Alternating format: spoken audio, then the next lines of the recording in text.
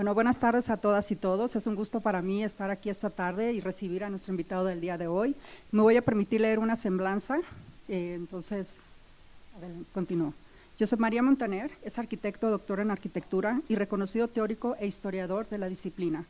Fue catedrático de Teoría e Historia de la Arquitectura en la Escuela Técnica Superior de Arquitectura de Barcelona, donde también fue subdirector de Cultura y cofundador de la revista Visions, galardonada en la Cuarta Bienal Iberoamericana de Montevideo. Ha codirigido con Zaida Muji el Máster Laboratorio de Vivienda Sostenible del siglo XXI y ha asesorado a gobiernos y organismos sobre vivienda pública y políticas urbanas. Es autor de más de 47 libros sobre teoría, historia y crítica arquitectónica, muchos de ellos traducidos a varios idiomas, entre los que destacan Después del Movimiento Moderno, Arquitectura y Crítica y Sistemas Arquitectónicos Contemporáneos. Además, ha publicado en medios como El País y La Vanguardia, por lo que recibió el Premio Nacional de Urbanismo a la Iniciativa Periodística del Ministerio de Vivienda en 2005. Montaner ha impartido conferencias y cursos en numerosas universidades e instituciones de Europa, América y Asia, y ha sido profesor visitante en centros como la Architectural Association de Londres y la New School de Nueva York.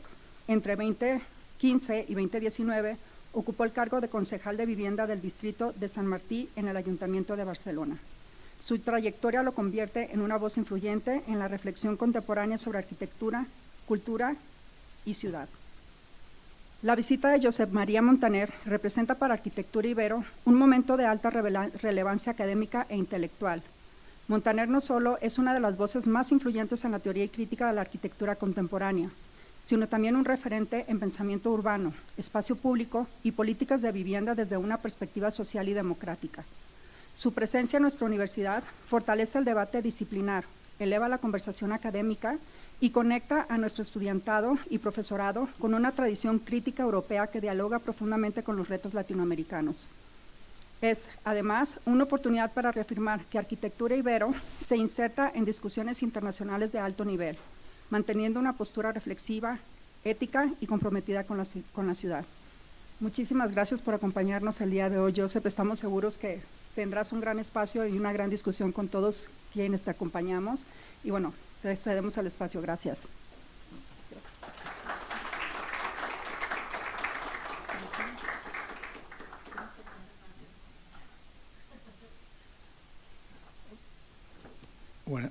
Buenas tardes. Bueno, muchísimas gracias a Celida Gómez por la presentación, sobre todo por el párrafo final emocionante de presentación, y también a Jimena de Gortari, que ha gestionado que esté hoy aquí.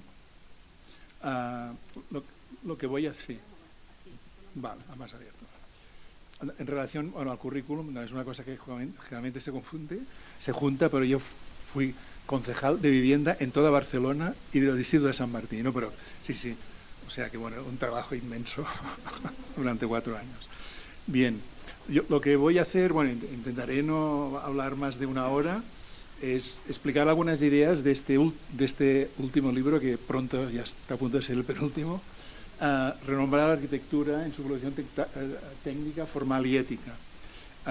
Obviamente esto no suple la lectura de este libro o de los libros que se citan en el libro, que hay más de 400 referencias bibliográficas, pero sí que sirve un poco para hablar de las cuestiones que me parecen más troncales, como más esenciales, y que de alguna manera he ido destilando a lo largo de más de 40 años de dar clases de teoría, historia y otras materias. Entonces, renombrar la arquitectura tiene esta voluntad, ¿no? De decir, bueno, pues repasamos la historia de la arquitectura, sobre todo del Renacimiento hasta hoy, con una mirada contemporánea, pero realmente qué es lo que vamos a rescatar, a salvar, a enfatizar, y a qué aportaciones, muchas veces mujeres que han sido silenciadas, vamos a convocar y van a aparecer en el libro, ¿no? Entonces el libro hay todo una sacudida, ¿no?, de arquitectos y arquitectas que se citan muy a menudo, que salen muy poco, y en cambio hay aportaciones que son valorizadas en el libro, considerando que se han de tener mucho más en cuenta de lo que se han tenido, ¿no? Entonces, bueno, digamos, no voy a entrar más en presentaciones. Lo que voy a explicar es un recorrido muy largo, van a salir muchísimas ideas, vistas rápidas, que se han de profundizar y lógicamente todas son discutibles y debatibles. En cuanto al título, hay esta ambición de renombrar, también es una provocación, ¿no?, de que todos y todas, renombréis, repenséis, seáis críticos, cambiéis el lenguaje, transformemos nuestro lenguaje, etcétera, ¿no? El lenguaje y la escritura es con lo que nos comunicamos, ¿no? Es esencial. Y hemos de romper, ¿no? De construir, digamos, los relatos, las historias que de alguna manera nos han impuesto. Y evolución técnica, formal y ética, me doy cuenta que no he ido mucho más allá de los tres conceptos de la tríade vitruviana, a la que Vitruvio dedica un párrafo, ¿no? Pero digamos lo que sería la fírmita sería la técnica, lo que sería la venusta sería la forma, y lo que sería la función sería la ética, ¿no? Realmente hacer una arquitectura, un urbanismo que realmente sirva para la sociedad, ¿no? Su uso sea un uso lo más adecuado, asequible, abierto, integrador posible. Entonces, bueno, ya digo, vamos a ver, lógicamente ha habido muchos libros anteriores, quizá demasiados, algunas cosas ya las he explicado en otros libros, de alguna manera intenté no repetirme, pero bueno, después de movimiento moderno, muy traducido, sistemas arquitectónicos, la forma del siglo XX, la modernidad superada, que son unos ensayos, pero digamos este libro tiene esta voluntad como más de síntesis, ¿no? Entonces entramos en materia, digamos, lo que explico ahora tampoco está explicado en el libro tal cual. En el prólogo de la edición brasileña, que va a salir también ya este año, en portugués, en Sao Paulo, en Ollares, sí que insisto más en estas cuestiones.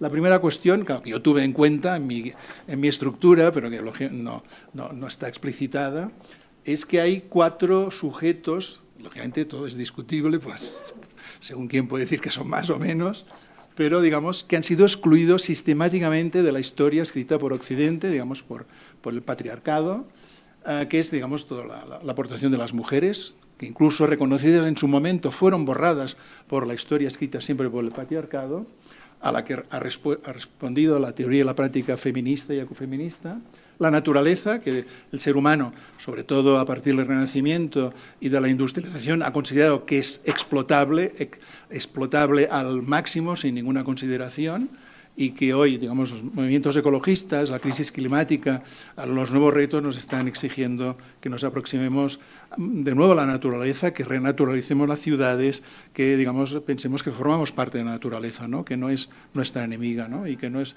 ni nuestra enemiga, ni la que tememos, ni es a la que vamos a explotar hasta que desaparezca, ¿no? Y luego hay 2 también conceptos, lógicamente, experiencias, realidades que han sido ha borrado de alguna manera la evolución de nuestra cultura y de nuestra sociedad, que son los bienes comunes, los terrenos comunes, los campos de cultivo, la pesca, etcétera. Todo, incluso bueno, en toda América el terreno era común en general, no fueron los europeos que empezamos a compartimentarlo. Ya se había hecho antes en Inglaterra con los enclosures, pero digamos hay una cultura en todo el mundo, en todos los países, y a lo largo de la historia del bien común, de lo que se comparte, de la comunidad, etcétera, ¿no? Y esto es realmente muy importante porque tiene que ver no solo con la vivienda, la arquitectura, sino con la ciudad. Entonces, hoy lo que se está intentando hacer es recuperar esta cultura de los comunes, de lo común, que como sabéis muy bien, en el caso de México, los terrenos comunales y los ejidos son esenciales en la historia, en el territorio mexicano. Y luego también está otra cuestión que es más difícil de afrontar, de nuevo, por lo menos, digamos, los que formamos parte de Europa y de Occidente, digamos, de toda la cultura, el conocimiento, el saber de los pueblos colonizados que ha sido despreciado, marginado, etcétera, ¿no? Dominado. Hay todo el postcolonialismo de la cultura angloamericana, el decolonialismo de la cultura latinoamericana que intenta reconstruir una nueva historia, ¿no? Una nueva historia en la que, por ejemplo, Vandana Shiva nos explica que la ciencia occidental es muy limitadora, es una ciencia muy aplicativa, muy operativa, y es una ciencia que ha borrado, ha despreciado toda la ciencia de las otras culturas. Entonces, bueno, estos serían 4, digamos, los sujetos que han sido dominados, omitidos, inesperados, y que en el libro se ha intentado intentar revalorizar al máximo, ¿no? En la medida de lo posible, ¿no? Como la aportación de las mujeres arquitectas. Estamos en un país donde afortunadamente las mujeres arquitectas hoy son más reconocidas internacionalmente y forman ya parte de un elenco realmente sumamente cualificado y representativo. Aquí podéis identificar algunas de las mujeres arquitectas, pero seguro que identificarías muchos más hombres si estuviera en la foto. La naturaleza, ¿no? La arquitectura tiene que, de nuevo, empatizar, sintonizar con la naturaleza, formar parte de la naturaleza. Este es un proyecto de RCR Arquitectas, premio Pritzker, con los que he estado trabajando muchos años como crítico de su trabajo, y es una pista de atletismo que es un claro en el bosque, ¿no? Es una pista de atletismo para cumplir el programa olímpico, pero que además lo que mantiene son los robles centenarios, ¿no? Y es un claro en el bosque y toda la experiencia, como sucedía en Grecia, ¿no? En los Juegos Olímpicos en los inicios, es una experiencia en un claro del bosque, ¿no? En un lugar relacionado con la naturaleza, ¿no? Como era la cultura griega. Y luego, en relación a la naturaleza, ha habido ciertos avances en algunos países, especialmente en Latinoamérica también, no es casualidad, y bueno, el caso quizá más emblemático es el de Ecuador, que en el periodo progresista, en la Constitución del 2008, en el capítulo 7, incluyó los derechos a la naturaleza, de la naturaleza, a respetarse, a votarse si se va a explotar tal recurso, a rehacer la naturaleza, que la naturaleza es protagonista también. Como sabéis también, quizá hace unos meses el actual presidente intentó eliminar esta ley y por suerte la ciudadanía votó y no se eliminó. Y lo recuperar los comunes, entonces, digamos, es algo importante que forma parte de la sociedad, de la vida de los barrios, lo que se comparte, pero también de la cultura, digamos, los estudios sobre los comunes forman parte también de las investigaciones universitarias desde hace tiempo. La que los empezó fue Elinor Ostrom, premio Nobel de Economía, siguiendo la tradición anarquista, ¿no?, de Piet Kropotkin y del apoyo mutuo, la colaboración, que es cómo ha sido la evolución, ha sido siempre a partir de la colaboración, de la ayuda, digamos, de la piedad, etcétera, ¿no?, de compartir, ¿no? Así hemos evolucionado los seres humanos, pero también los seres vivos, ¿no? Entre lo público y lo privado, que sí que están muy reglamentados, legalizados, que tienen poder, el poder de la propiedad privada, de la iniciativa privada, de la inversión, y el poder de lo público, de lo estatal, la administración, está lo común, lo que se comparte, ¿no? Y que muchas veces es lo que está más cerca de la vida, de la realidad, del espacio donde se vive, de los barrios, ¿no? Porque ni lo privado tiene mucho en cuenta en general la calidad o lo común o los valores, tiene más en cuenta las inversiones, y lo público generalmente está demasiado lejos, ¿no? Tiene que gestionar, digamos, ciudades, por ejemplo, enormes como la Ciudad de México, ¿no? Entonces, este espacio de lo comunitario, de las cooperativas, de lo que se comparte, de bancos del tiempo, huertos urbanos, etcétera, etcétera, ¿no?, de enseñar, unos enseñar a otros, etcétera, es un espacio muy importante, porque sea de lo doméstico, de lo cotidiano, es esencial. Elinor Ostrom lo defendió muy bien este libro, Clave, el gobierno de los bienes comunes, la evolución de las instituciones de acción colectiva. Como digo, bueno, esto no os lo tengo que explicar yo, pero lo sabéis, México, que tiene el honor de haber tenido una revolución y una reforma agraria con la creación de los ejidos de propiedad comunitaria, y que además, lógicamente, tiene aún un sustrato que se ve el color verde de los terrenos que aún son de la comunidad, que son terrenos comunes. Como veis, el peso que tiene el territorio, los ejidos de propiedad comunitaria y los comunes es inmenso, ¿no? Lógicamente está más en los suelos no urbanizados, no en las grandes ciudades, ¿no? Y además, México ha sido de los primeros países, junto a otros, ¿no?, también como Ecuador o Bolivia, etcétera, en reconocer los usos y costumbres, ¿no?, empezando por el gobierno de Oaxaca, y que se ha ido extendiendo, ¿no?, reconocer este saber, que tampoco vamos a mitificar, pero está claro que hay todo un saber, una manera de hacer ancestral, tradicional, común, que se tiene que respetar, ¿no?, que se le tiene que dar su espacio y que se tiene, lógicamente, pues, sintonizar con nuestros avances tecnológicos, con las posibilidades que tenemos, con los medios que tenemos de calidad de vida. Pero está claro que es posible una sintonía, una síntesis entre esta tradición, estos usos y costumbres, respetándolos, y unas sociedades mucho más avanzadas y mucho más igualitarias y, de alguna manera, con mucha más calidad. Entonces, bueno, estos serían los 4 sujetos olvidados, tapados, excluidos, dominados, ¿no?, que en el libro intenta darles más papel. Y hay, digamos, yo diría que en el libro, que tiene 3 partes, una más histórica, otra más teórica, contemporánea, y otra más metodológica, más de la crítica. La primera es más histórica. Si miramos, lógicamente siempre es discutible todo, pero si miramos la evolución de la arquitectura, pero no solo de la arquitectura, sino del pensamiento occidental, su evolución, yo diría, sintetizando, que se han movido sobre tres ejes de la misma filosofía del pensamiento que han tenido su resonancia en la propia arquitectura, en la tratadística, en la teoría, ¿no? El primero es la idea de orden. El orden frente al caos, que aparece en el pensamiento griego, el orden que tiene que ver con el sistema clásico, con la axialidad, la armonía, los elementos de composición. Digamos, esto ha dominado la arquitectura hasta hace poco. Entonces, bueno, vamos a ver cómo evoluciona esta búsqueda recurrente del orden. Luego, el orden sería quizá el primer paso del ser humano en el cosmos, que intenta pensar en un orden, ¿no? Un orden platónico, un orden aristotélico, físico, un orden para intentar asumir el caos y la complejidad del cosmos, ¿no? Esto tiene un reflejo, como digo, en la arquitectura. Y luego, más adelante, digamos, a través del tiempo, sobre todo a partir del Renacimiento y la Ilustración, aparece otro concepto que es el de la razón, el racionalismo, ¿no?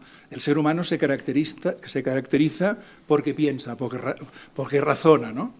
Aquí, bueno, veremos algunas referencias ya conocidas, con lo cual se establece el racionalismo como un sistema también del propio patriarcado de productividad, de eficacia, de un tiempo lineal, de unos objetivos, ¿no? Un racionalismo en el cual entra también el dominio de la naturaleza, que de alguna manera van a legitimar el Renacimiento, sobre todo la Revolución Industrial. Y luego otro que veremos un poco más tarde, otro concepto, que es casi como un dios, que es la historia, ¿no?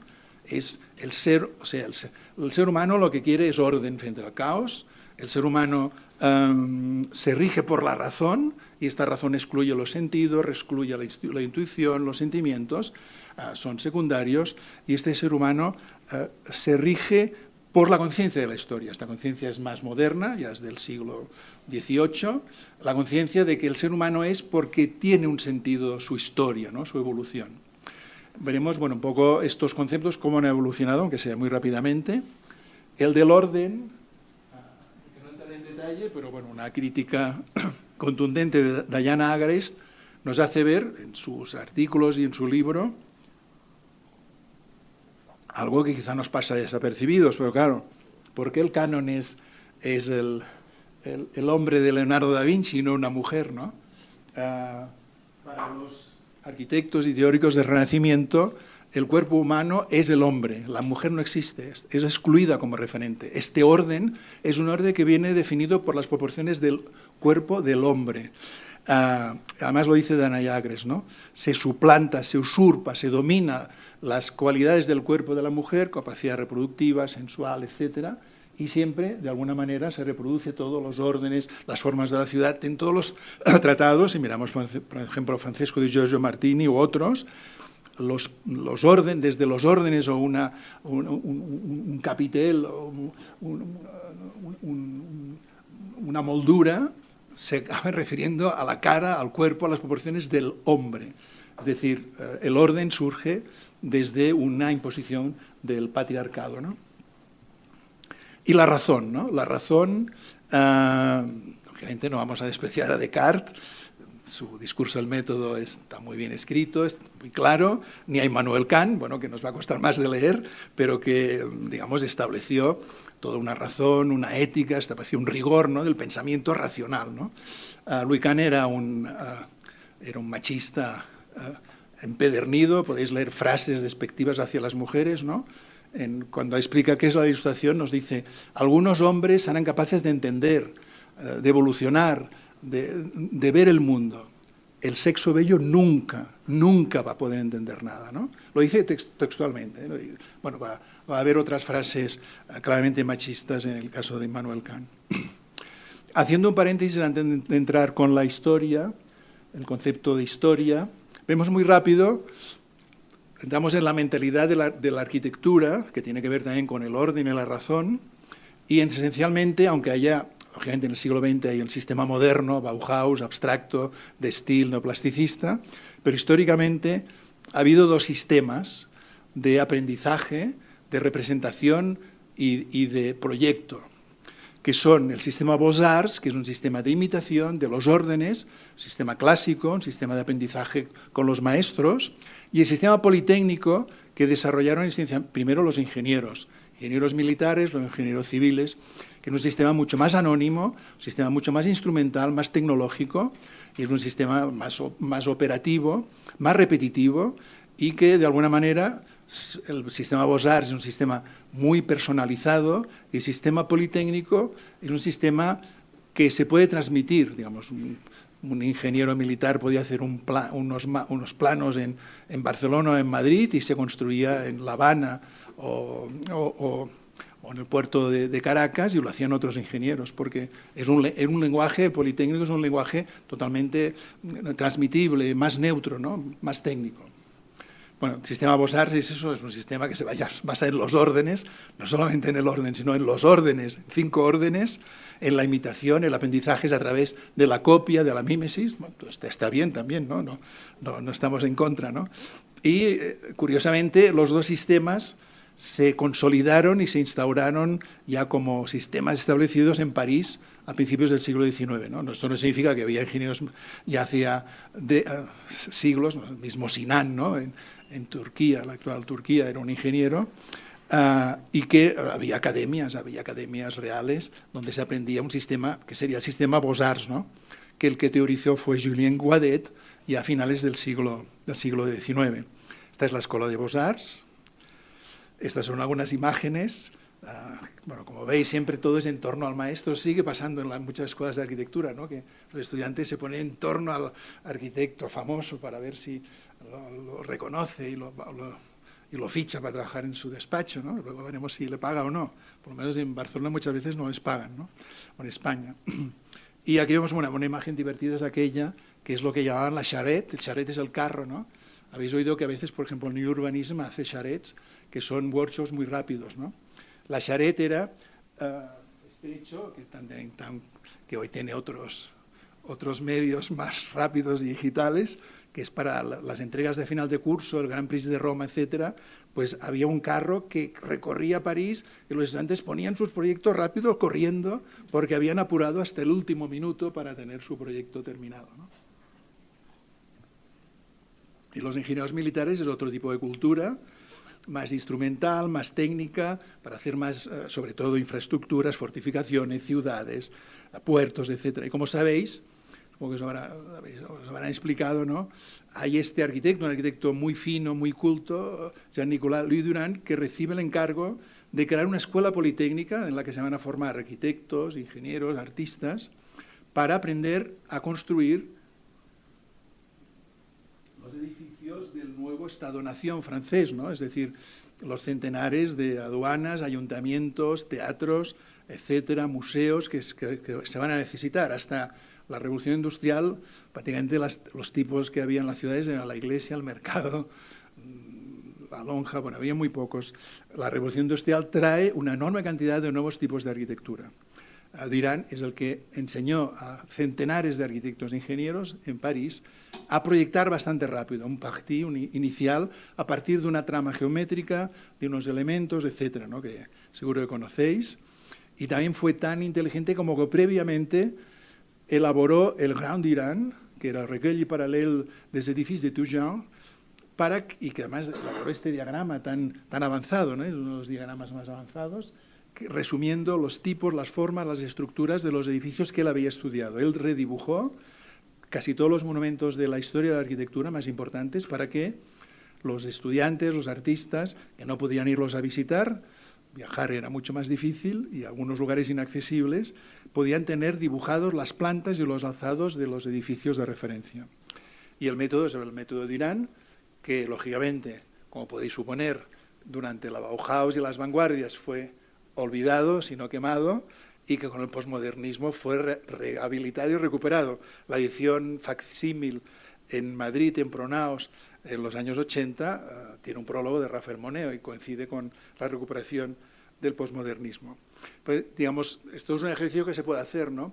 ¿Qué arquitectos o arquitectas proyectan desde una lógica más Beaux-Arts, más de imitación, más de referencias, de citas, digamos, como desmenuzando, elaborando, ¿no? Más moldeando el sistema Beaux-Arts, como Carlos Raúl Villanueva en Venezuela estudió en París el sistema Beaux-Arts, estudió además con Gabriel Hérault, uno de los profesores Beaux-Arts más significativos, y empezó haciendo edificios clásicos en Caracas, con órdenes arquitectónicos, y luego evolucionó hacia una arquitectura más abstracta, incluso con barrios ya de bloques repetitivos, y con la Universidad Central de Venezuela, que es preciosa, que empezó proyectándola con un sistema axial y acabó siendo mucho más orgánica en torno a la Plaza Cubierta, una de las mejores obras de la arquitectura del siglo XX.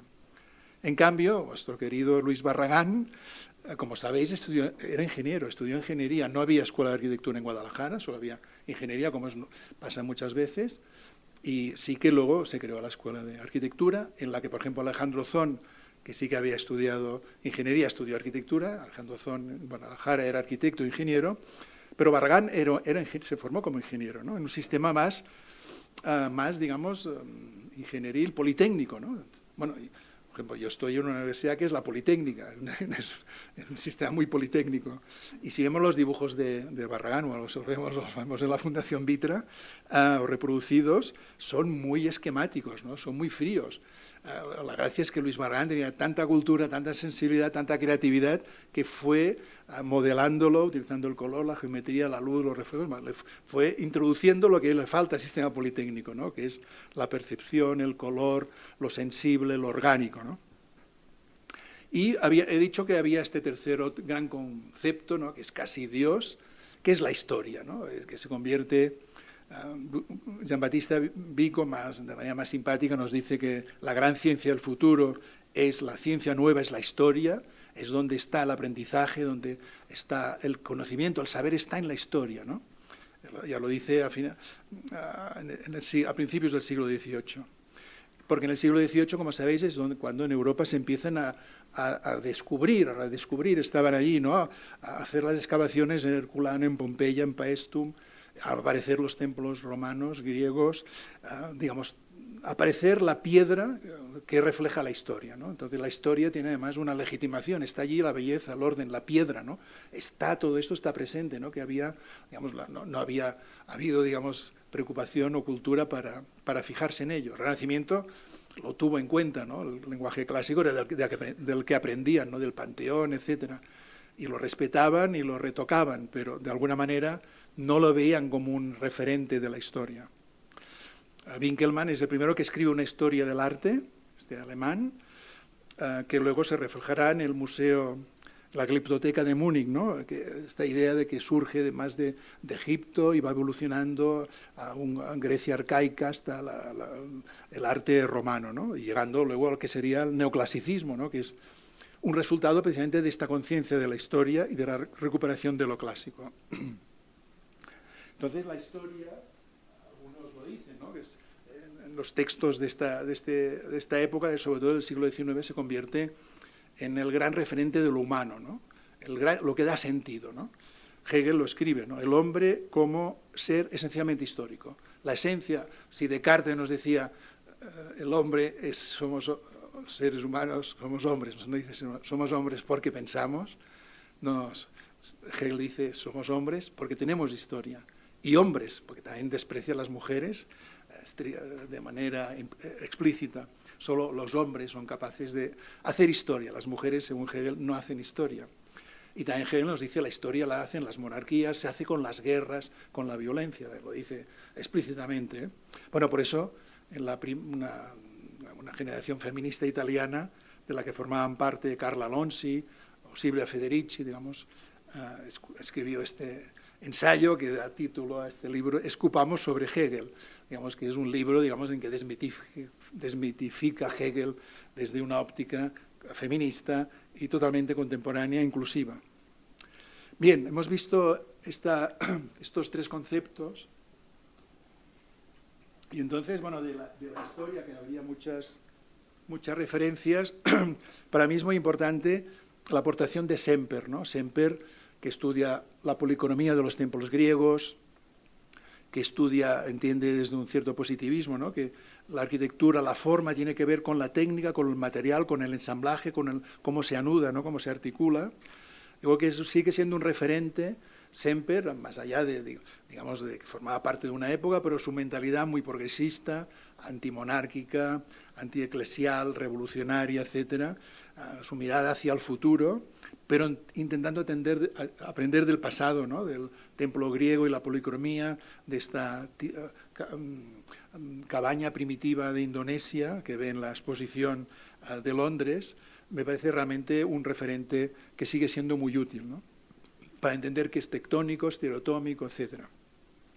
Y luego la primera parte, bueno, se llega a las vanguardias, hay una crítica bastante dura a las vanguardias en la que no voy a entrar. Voy a rescatar solo dos aspectos simpáticos de las vanguardias, ya tiene muchos, ¿no? Pero uno sería la aportación de Paul Klee, este magnífico artista alemán, o suizo, tan influido por Goethe, porque, digamos, desde mi punto de vista, también esto son afinidades electivas, como diría Goethe, yo prefiero 1000 veces a Goethe a Hegel. Hegel se ha de leer, pero es muy pesado, pero bueno, lógicamente forma parte de nuestra cabeza, como Aristóteles, etc. Pero sí que Goethe, poeta, novelista, dibujante, estudioso de la naturaleza, del color, etc., a mí sí que me parece un buen representante de la Ilustración, de lo mejor de la Ilustración, ¿no? De esta avidez por conocer, por interpretar el mundo, por describirlo, por narrarlo y hacerlo de una manera orgánica, sensitiva, etc., ¿no? Y no es casual, ¿no?, que Paul Klee explícitamente lo decía, lo demostraba. De aquí aprendió su arte de vanguardia, también tan atractivo, ¿no?, tan fluido, tan lleno de aire, de movimiento, de Paul Klee, ¿no?, tan umbilical, tiene que ver con la concepción de la Ilustración, del conocimiento que planteó Goethe. Y la primera, también a reivindicar, que por suerte ya está reconocida, el Guggenheim le hizo una exposición, etcétera, ¿no? Porque las primeras artistas abstractas fueron mujeres, seguidoras de la teosofía, mujeres que siguieron un camino más marginal, no formaron parte de la Bauhaus ni de las grandes publicaciones, pero digamos la primera gran artista abstracta fue Hilma af Klint, una artista sueca que no se publicitó en absoluto, pero que, digamos, en toda su obra hay toda una búsqueda de la energía, de la luz, de lo abstracto, del movimiento, digamos, que antecede muchos años a Kandinsky, ¿no? Digamos, esto también es interesante. Unas estudiantes mías hicieron un trabajo, digamos, de el hombre que es conocido, Marx y Engels, y la que era la socialista anterior, ¿no?, Flora Tristán, que citaremos, ¿no?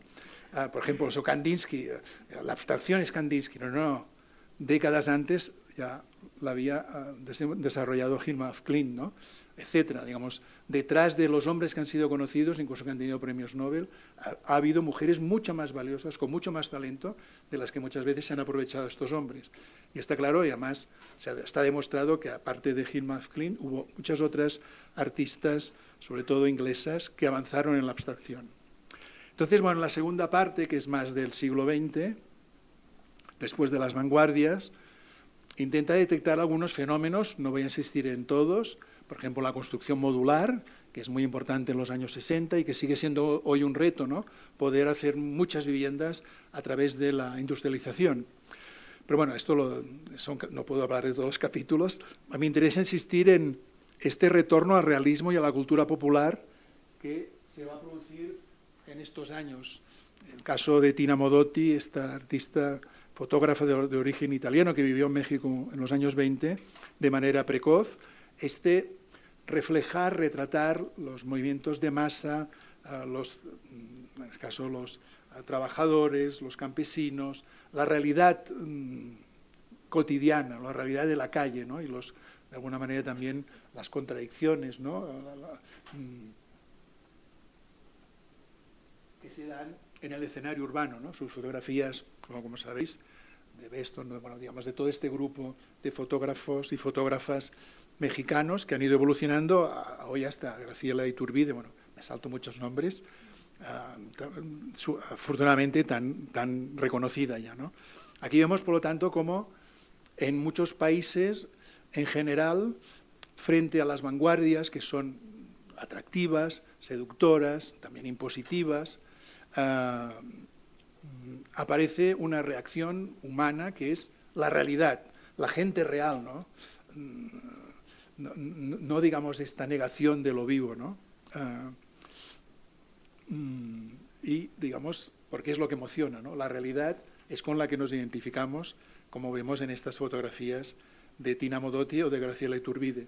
También sucede en Italia, con el neorrealismo italiano, la literatura, Cesare Pavese, etcétera, o el cine, ¿no? Hay películas emblemáticas de este nuevo realismo en que son hombres y mujeres reales, representados por artistas, lógicamente, por actores, pero que viven realmente situaciones precarias, situaciones de vulnerabilidad, dificultades, etcétera, ¿no? Estamos en el escenario que a veces cuesta de imaginar. Bueno, ahora como Europa está un poco decadente, pero digamos que Europa quedó totalmente destruida después de la Segunda Guerra Mundial.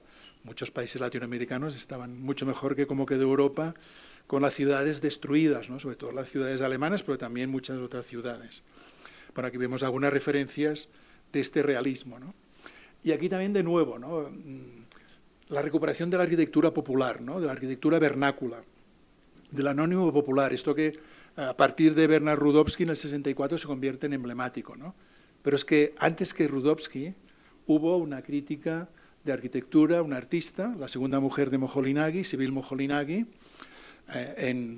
se exiliaron en Chicago, donde crearon la nueva Bauhaus, que en el 57 ya escribió Native Genius in Anonymous Architecture in North America, que además recorrió también hasta el Caribe, y que a diferencia de Rudowski, al que no quitamos mérito, porque Rudowski sacó sus preciosas fotos de archivos, no se recorrió todo el planeta, en cambio, Sibyl Moholy-Nagy, una bravísima crítica de arquitectura reconocida por Colin Rowe, por Vincent Scully, muy crítica contra el urbanismo dominante, etcétera, contra la falta de atención a lo humano, a lo imprevisible, a lo sensual.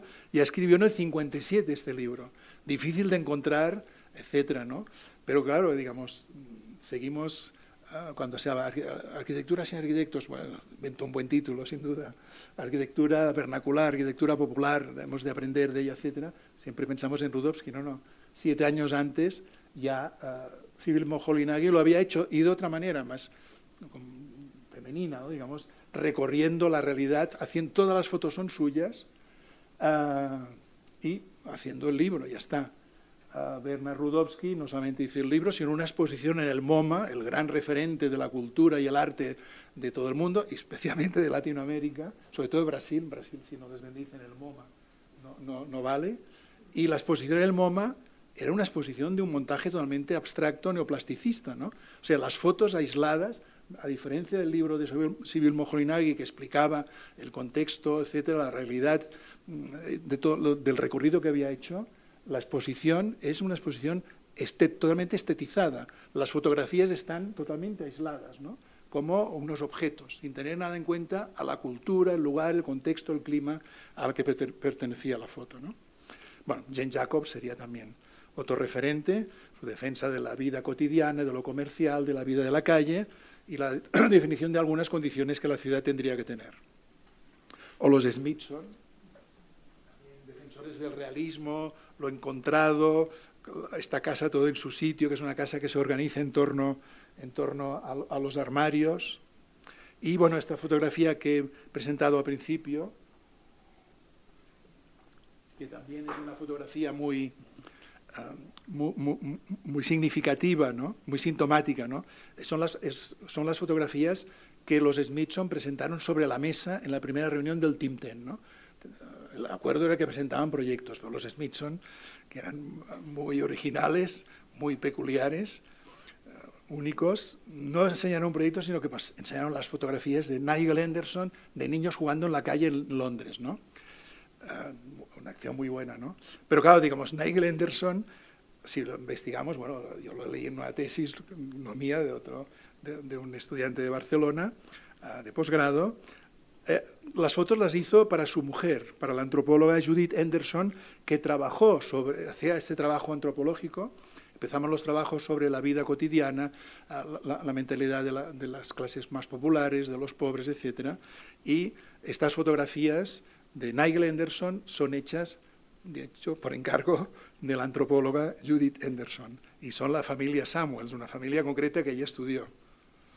Bueno, y el manifiesto de Dorn, digamos, todo esto, digamos, se aproxima más a la realidad. Y, digamos, voy rápido porque es muy conocida.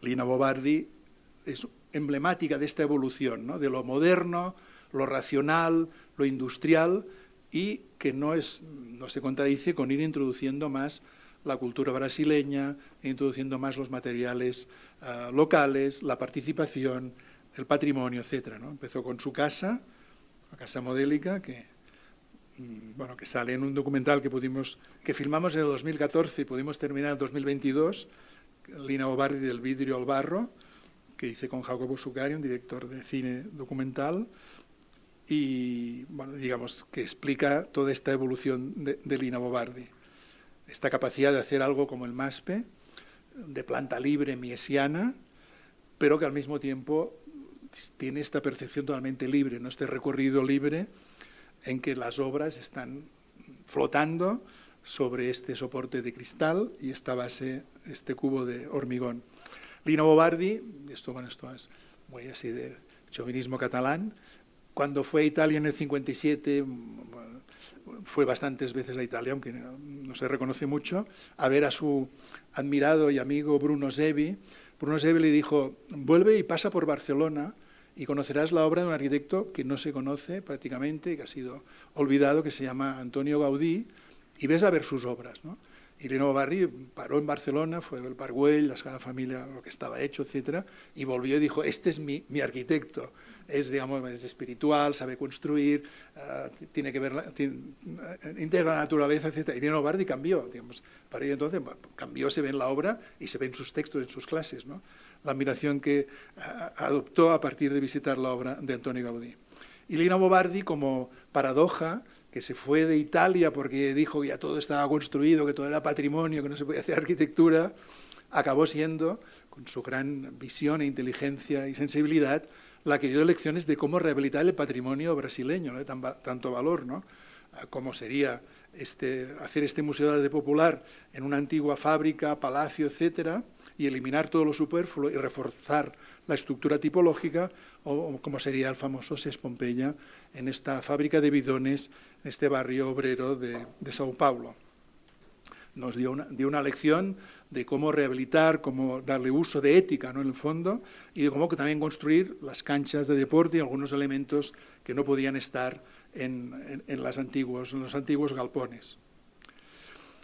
Entonces, visto esto, ¿qué sucede? Digamos, el orden va a evolucionar, la idea de orden, la idea de razón, la idea de historia, esta historia dominante, esta historia que nos viene dada, ¿no? Esta historia en la que nos situamos, esto es una historia que inicialmente han escrito los Estados-nación, empieza siendo una historia para construir una identidad de un país, ¿no? Que escribe el patriarcado, que escriben los vencedores. Bueno, sobre esto escribió muy certeramente Walter Benjamin, ¿no? Entonces, esta historia afortunadamente evoluciona, porque el ser humano tiene mucha capacidad, ¿no? El primer paso, desde mi punto de vista, es el de Charles Darwin, ¿no?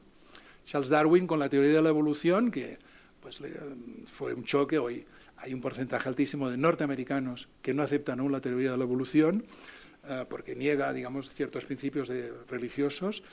Charles Darwin, que yendo a las Islas Galápagos, ¿no? Estudiando los pajaritos, como eran distintos según la isla y se adaptaban al contexto, introdujo un elemento importantísimo, que es que la historia no es la historia de los vencedores, de los estilos, la historia de las monarquías, sino que la historia es la historia de la evolución de la vida. Esto es lo que tiene sentido, la evolución de los seres vivos, ¿no? Y que ahí está el saber, ¿no? En esta evolución. La palabra evolución, de alguna manera, se convierte en referente, también está en mi título de mi libro, ¿no? Ciudades en evolución. Patrick Guedes, un científico, autodidacta, que escribió, digamos, definiendo una ciudad más orgánica, viva, mezclada, ¿no? Peter Collins, ¿no? Ideales de la arquitectura moderna, su evolución, ¿no? Es un concepto, digamos, la historia pasa primero a ser más una cuestión de la evolución de los seres vivos, Y luego se va a hacer quizá un poco más culta, pero también más política, y va a ser la memoria, digamos, de la historia compartimentada, escrita, que nos imponen, esta historia que ya está escrita, que lógicamente cada generación ha de reescribir, pero que es un trabajo arduo, de documentación, etcétera, ¿no? De cambiar la óptica. Pero es que hay otro elemento que tiene otros valores, que es la memoria individual y la memoria colectiva. Nosotros tenemos historia, pero hemos seleccionado por una serie de razones lo que más nos ha impactado, bueno o malo, ¿no?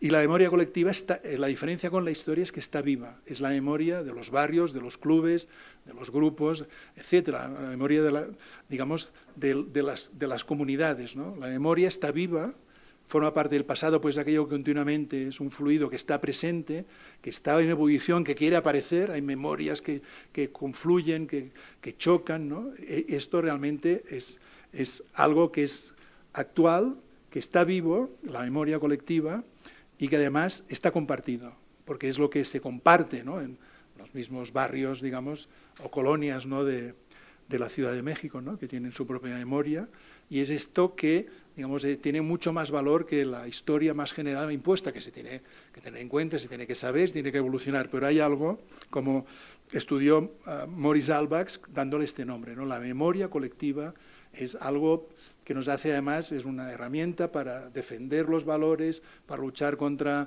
la especulación, contra la destrucción, etcétera, ¿no?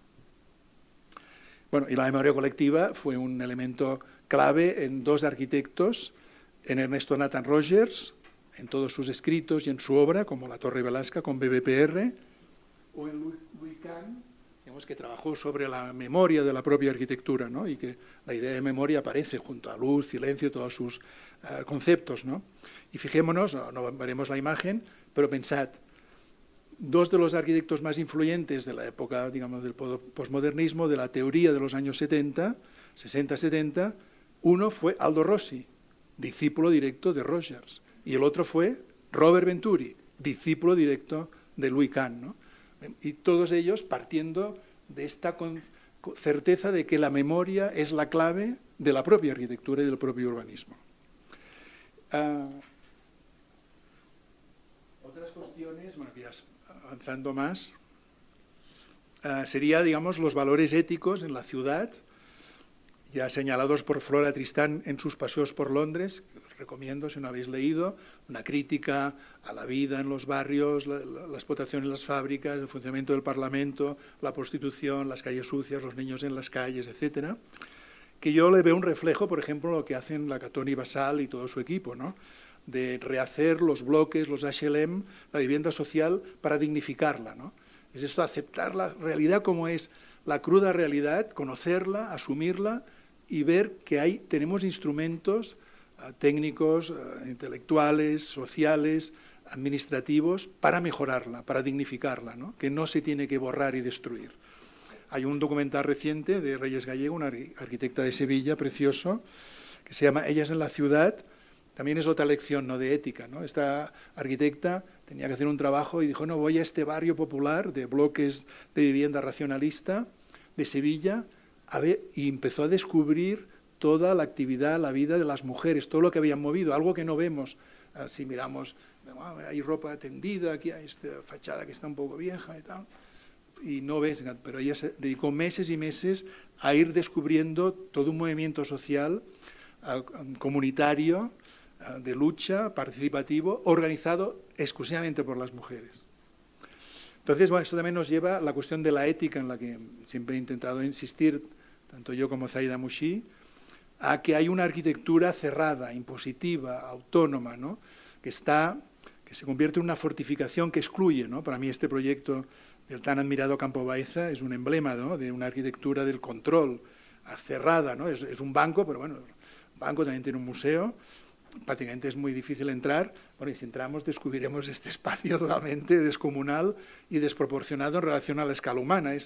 Y curiosamente, esto es un edificio muy, muy cerrado, muy excluyente, y que tampoco digo que sea perfecto, pero es muy abierto, está al lado, es el Parque de las Ciencias en Granada, de Carlos Ferraté, Eduardo Jiménez y Yolanda Brasa, que es más abierto, ¿no? Lo que hace es atraer al público, atraer a las exposiciones, que entren al espacio, ¿no? Se adapta, ¿no? Es como se camufla, ¿no? Es todo lo contrario de esta masa, de esta mole de concreto, esta fortificación, y se convierte en algo más fluido, ¿no? Que se adapta al terreno y que nos invita a entrar. La tercera parte, bueno, habla de los relatos feministas. Aquí no lo voy a detallar, en el libro está más detallado, a partir de lecturas sobre autoras feministas. Desde mi punto de vista,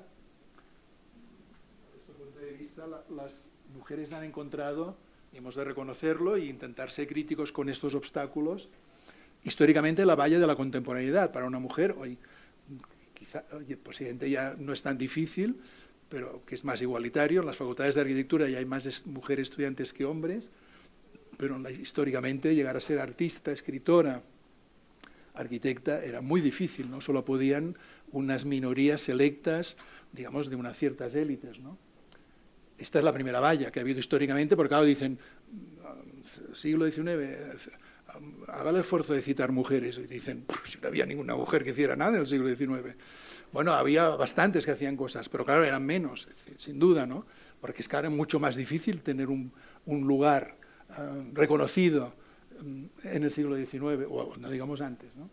Luego los héroes masculinos, tendemos siempre al relato mítico del héroe masculino, el Le Corbusier, el Mies, etcétera, que además esto para un cuento infantil o para un cuento así ancestral puede tener su gracia, pero para la arquitectura, que es un trabajo en equipo, cada vez más, en que en un proyecto puede haber centenares de personas y además el proyecto lo hacen varios, es totalmente contradictorio y absurdo. Es uno de los absurdos que también tenían las vanguardias, ¿no? El protagonismo de los héroes masculinos del nombre, de un hombre, que es el que se apunta al tanto en equipos que muchas veces hay mujeres que son también socias, ¿no? Y que nunca aparecen. Luego, olvidadas de mala fe, esto está claro, está demostrado en el mundo de la escritura, de la pintura, de la arquitectura, que si destacaron, si consiguieron un lugar, han sido borradas. La historiografía la construyen hombres, es patriarcal, y se olvidan, ¿no? Gideon conocía, lógicamente, a Ino Alto, y le caía simpática, y eran muy amigos, y no la citaba nunca en sus historias, porque ya estaba dado que el héroe era Álvar Alto, y Álvar Alto trabajó siempre con Aino Alto y luego con el Kaisa-Makiniemi, ¿no? Luego el canon, claro, es en lo que nos damos menos cuenta, porque todos y todas tenemos un canon de todo, de belleza, de arquitectura. Claro, lo que se publica en el croquis es un canon. Digamos, hay un canon de lo que los fotógrafos definen unos cánones, ¿no? Hay los estilos, etcétera, ¿no? Nos movemos por unos cánones que tenemos en la cabeza, de los que nos han imbuido, ¿no? Pero que no somos muy conscientes. Claro, el canon en arquitectura casi no entran mujeres. No entran los equipos, no entran los que son más alternativos, todo eso nunca entran en el canon. Es cierto, al final Lina Bo Bardi ya está en el canon, bueno, es una excepción, ¿no? Pero digamos, el canon es literario, pictórico, cinematográfico, etcétera. Generalmente es un canon de obras masculinas y es un canon que la crítica ha decidido de una manera muy estricta, ¿no? El canon es eso, ¿no? El canon es lo que es perfecto, lo que es un reflejo, como la exposición en el estilo internacional, no en el MoMA, y el resto no tiene ningún valor, ¿no? Y claro, y luego esto, la última, la excepción que confirma la regla, ¿no? Esto por suerte en México ya no puede pasar porque son muchas las mujeres arquitectas, pero muchas veces se dice, bueno, claro, sí, Hannah Arendt, sí, bueno, sí, es la filósofa del siglo XIX, del siglo XX, es una filósofa, vale, sí, Hannah Arendt, pero es la excepción, ¿no? Arquitectas, bueno, Lina Bo Bardi, ¿no? Sí, Frida Kahlo, ¿no? Pues, son excepciones paradójicas, porque además generalmente son personas que han sufrido y que han sido marginadas, exiliadas, etcétera, ¿no? La excepción que confirma la regla, que confirma que son unas intrusas. Esto las mujeres, bueno, las mujeres te lo dicen, ¿no? Sí, hemos sido reconocidas, tal, formamos parte del rectorado, no sé qué. Vamos a las reuniones de las empresas, pero siempre te dicen, bueno, ¿pero qué no estás cuidando a tus niños? Bueno, a ver, sí, claro, digamos, siempre hay micromachismos que te hacen ver que o eres una impostora o no, eres, de alguna manera, eres una excepción, ¿no? Eres una intrusa, ¿no? Digamos, sigue habiendo este hecho, ¿no? Pero bueno, y luego el relato ecologista que rompe con el relato jerárquico, ¿no? De que la inteligencia, la razón es lo más importante. Aquí este esquema es bestial, ¿no?, del siglo XVI. Arriba hay un hombre, luego la mujer está ya en un grado más bajo, igual que los caballos, que eran muy útiles, luego ya los árboles y las piedras, ¿no? Pero acá hay una jerarquía que aún, en cierta manera, es otro canon, otro esquema que tenemos. Aquí tenemos, bueno, muchas alternativas de arquitecturas verdes. La última parte me la salto, que es más sobre la crítica contemporánea, y vamos al epílogo, para terminar. El epílogo resume muchas cosas, pero también plantea nuevas. Para mí, bueno, digamos, es imprescindible. Y es esto, digamos, en relación a esta evolución que hemos ido viendo muy a grandes rasgos, en que los sentidos, la percepción, la experiencia humana cada vez es más importante en la arquitectura. Empezamos, bueno, con Anna Halprin y su danza contemporánea, corporal, holística en el entorno, o los diagramas de Lawrence Halprin, este paisajista. Los sentidos, bueno, aquí podríamos darnos de toda la conferencia, ¿no?, pero digamos que es muy importante también romper el esquema de que hay 5 sentidos. O sea, vamos a valorar los sentidos, sí, 5, no, son 14 muchos sentidos. Y somos conscientes, pero no lo racionalizamos quizá, ¿no? Para empezar, digamos, de olfato hay 2 tipos de olfato, ¿no? Hacia afuera, que nos permite captar los olores, buenos o malos, ¿no?, o hacia adentro, que es la que nos permite valorar el paladar, la comida, ¿no? Entonces, bueno, digamos, hay el sistema trigeminal que une varios sentidos, ¿no? La propiocepción, que es muy importante, digamos, que según que, digamos, por ejemplo, las neurodivergentes tienen más dificultades de propiocepción, el equilibrio, como arquitectos y arquitectas somos conscientes de que es un elemento esencial, pero no ponemos entre los 5 sentidos. Bueno, vayamos a visitar una obra medio hacer, entremos a un edificio de Zaha Hadid, bueno, pues veremos lo que es el equilibrio, ¿no? La quirestesia, la interocepción, termocepción, bueno, no vamos a entrar en detalle, ¿no?, pero, digamos, hay todos unos valores de los sentidos que se han simplificado. La razón ha simplificado, esta razón instrumental ha simplificado excesivamente el mundo para hacerla ordenado, entendible, ¿no?, operativo, que pueda explotar, sacar el máximo partido y lo más rápido posible, ¿no? Y claro, tener en cuenta los sentidos y que son muchos y que además podemos nacer con casi todos, algunos ya no lo tienen, y que nuestra vida, lo que vamos percibiendo es que los vamos perdiendo, digamos, precisamente la evolución de él como persona, ¿no?, como ser humano, es que los sentidos se pueden ir deteriorando, la vista, por ejemplo, etcétera, ¿no? Por lo tanto, ¿cómo vamos a hablar de un ser humano universal? Si hay tantos sentidos y tantas percepciones distintas y tantas situaciones de personas que tienen problemas visuales o de movilidad o de propiocepción, etcétera, ¿no? Bien, bueno, como dice esta experta ecóloga catalana, Marta Tafalla, los conocimientos de estética también son esenciales porque favorecen nuestra capacidad de observar y amar la naturaleza. La fenomenología ha sido el movimiento que más ha influido a esta arquitectura más sensible, más atenta a los sentidos, a la percepción. Husserl, fundador, Merleau-Ponty, Edith Stein. Este libro que supongo que casi todos y todas habéis leído, también dentro de la fenomenología de la ciencia, de Gaston Bachelard, que tuvo el detalle, este polifacético Gaston Bachelard, de escribir sobre la poética del espacio, la poesía, la pintura, bueno, la percepción, la memoria del espacio. Esto es fenomenología pura, ¿no? O María Zambrano, bueno, que es la autora de mi libro que está ahí en la imprenta, que es Zambrano sobre la arquitectura, esta filósofa granadina que se exilió el primer año en México, en Morelia, y que habló de razón poética, no una razón exclusiva, una razón práctica, una razón dominante, sino poética, empática, creativa, armada, etcétera, una razón plural, ¿no? Y también habló de los sueños, y sobre todo habló también de los claros del bosque. Bueno, María Zambrano es un referente precisamente que nos hace ver los valores humanos que tendría que tener la arquitectura. Vemos algunos ejemplos para terminar de esta arquitectura.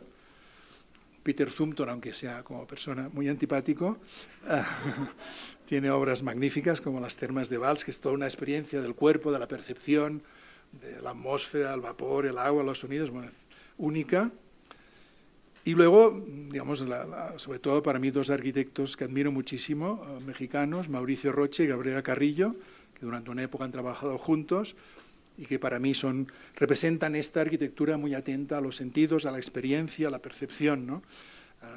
En el caso de Mauricio Rocha, más con una posición más establecida, que se va manteniendo, y en el caso de Gabriela Carrillo, más abierta, digamos, sobre todo sus últimas obras, más abierta al entorno, a una arquitectura más expresiva, etcétera, ¿no? Pero siempre, digamos, con esta idea de que las texturas, la percepción, la luz, los materiales, ¿no? Como este Centro para Invidentes, en que todo está pensado para personas que tienen dificultades en el sentido de la vista, que ha sido el que siempre ha dominado desde el Renacimiento, ¿no?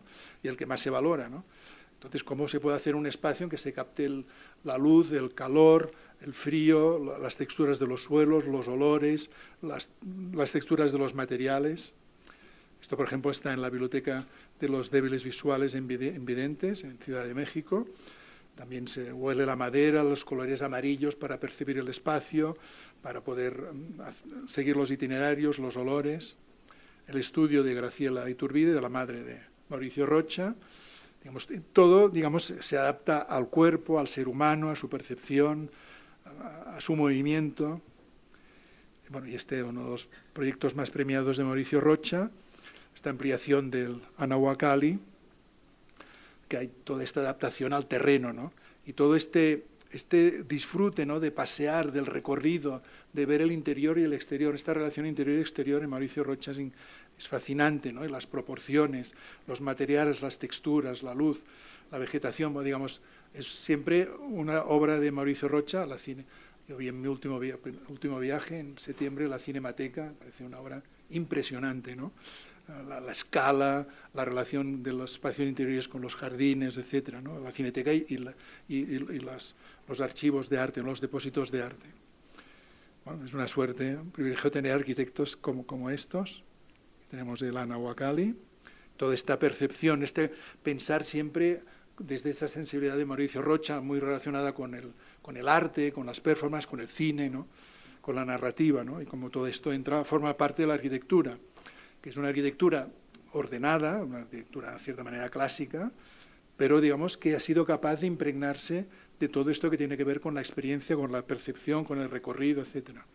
Bueno, y Gabriela Carrillo ha desarrollado esto, sobre todo en estas últimas obras, con el colectivo C733, estas obras pues, también, que pueden ser debatibles, de la SEDATU, iniciadas al principio desde la UNAM, que aquí tenemos algunas de estas obras, el Mercado de Matamoros, remodelado, la antigua estación de ferrocarril, también remodelada, y la Casa de la Música.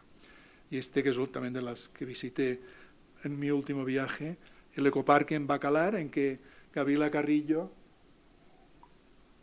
renunció a hacer ningún edificio y a desarrollar, digamos, esta experiencia, digamos, es experiencia pura, ¿no? Es decir, no vamos a hacer arquitectura, vamos a construir, a violentar este espacio magnífico, ¿no? En Bacalar, en la costa, ¿no? Sino que lo que vamos a hacer es una pasarela, la experiencia, ¿no? de recorrer, de ver la vegetación, el agua, los reflejos, los cambios a lo largo del día, etcétera, ¿no? Bueno, digamos, aquí encontramos todo, ¿no? Es una mujer arquitecta con una sensibilidad especial, que se adapta a la naturaleza, que respeta la naturaleza, que pone énfasis en la experiencia, en los sentidos, ¿no? Y terminamos con RCR Arquitectas, que tienen proyectos fascinantes. A la vez, digamos, son arquitectos que igual construyen en la naturaleza, que construyen un rascacielos en Dubái. Que saben desarrollar arquitecturas muy distintas. Ellos trabajan en un gran ambiente de los volcanes, donde experimentan desde relaciones con la naturaleza, las más auténticas y ancestrales, hasta pensar lo que se ve aquí, ¿no? Cómo se pueden hacer estas burbujas para estar en el bosque, una persona, una pareja, y dormir y estar aquí, ¿no? Tienen proyectos como reconstruir el ecotopo de este parque, una intervención mínima, solo una especie de land art o obra de minimalista en la entrada. El resto es reconstruir la vegetación, reconstruir el ecotopo, la estructura, tanto topográfica como de los árboles, ¿no? De la vegetación. Y esto es la Vall de Viana, que es donde ellos experimentan, donde hacen los workshops, que son centenares de hectáreas, donde hay animales, esculturas, etcétera, que promueve la Fundación Bunka, de la que formo parte. Y bueno, pues ya termino. Lógicamente no lo hemos visto, no he podido demostrar con todo detalle, pero podríamos decir que de la razón dominante podríamos adherirnos a la razón poética, abierta, sensual, espiritual también, ¿no?, de María Zambrano, de la historia, ¿no?, todo compartimentado, a la memoria, a las memorias, a las diversas memorias, algo que no es un canon, sino que son desde memorias más cultas a memorias de alguna manera más barriales o memorias de movimientos urbanos, ¿no? Y del orden a esto, aceptar la vida, lo imprevisible, ¿no? Y como decía Simone Weil, la vida siempre escapa a la razón. Nada más, muchas gracias.